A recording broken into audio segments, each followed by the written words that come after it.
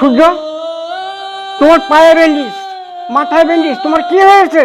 Uncle, আমি বলতেছি, ও আসলে অফিস থেকে বাসায় আসার সময় ওর একটা অ্যাক্সিডেন্ট হয়ে যায়। তো আমরা ওকে মেডিকেলে নিয়ে যাই এবং ট্রিটমেন্ট করাই।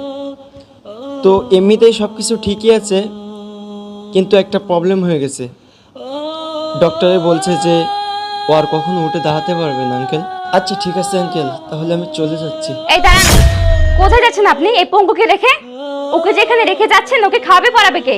আপনি ওকে যেখান থেকে নিয়ে আসছেন সেখানে নিয়ে যান। যান। বাবা, আপনার মেয়ে সব কি বলছে আমি কিছুই বুঝতে পারছি না। আপনার মেয়েকে একটু বোঝান।